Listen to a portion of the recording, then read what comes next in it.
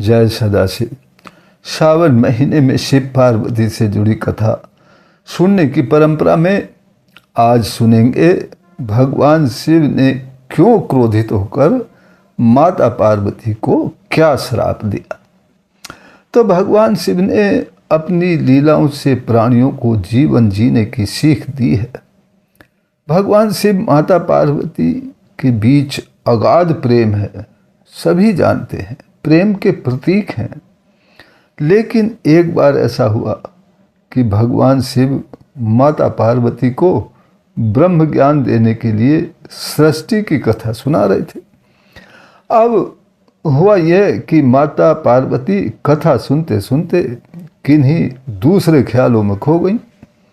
भगवान शिव को माता पार्वती के कथा ना सुनने का एहसास हो गया और उन्होंने पूछ लिया, देवी पार्वती, क्या आप मेरे द्वारा सुनाई जा रही कथा को सुन रही हैं? माता पार्वती तो कहीं और ही खोई हुई थी। सो उन्होंने महादेव की बात का कोई जवाब नहीं दिया। अब भगवान शिव ने कथा कहनी बंद कर दी। कुछ समय बाद जब माँ पार्वती अपने विचारों से हटकर अपनी दुनिया में वापस आई तो शिव जी की ओर देखा तो शिव जी क्रोधित होकर बोले, देवी पार्वती, आपने ब्रह्म ज्ञान का अपमान किया है और ब्रह्म ज्ञान का अनादर करना अच्छी बात नहीं है। जब किसी से शिक्षा या ज्ञान लिया जाता है तब ध्यान का टूटना या ध्यान से ना सुनना दंडनीय अपराध होता है। ऐसा कहते हुए शिव जी ने देवी पार्वती को दंड स्वरूप मछुआरे के घर जन्म लेकर ध्यान लगाने का अभ्यास करने का श्राप दे दिया। देवी पार्वती, जाओ पहले मछुआरे के घर जन्म लो और वहां पर ध्यान लगाने का अभ्यास करो।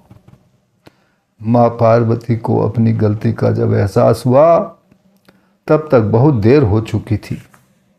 अब पछताए होत क्या जब चिड़िया चुग गई खेत। तो माता पार्वती शिव जी के श्राप को पूरा करने के लिए छोटी कन्या का रूप धर के मछुआरे के गांव के पास एक पेड़ के नीचे जाकर बैठ गई। गांव का मुखिया मछुआरा मछली पकड़ने के लिए जा रहा था।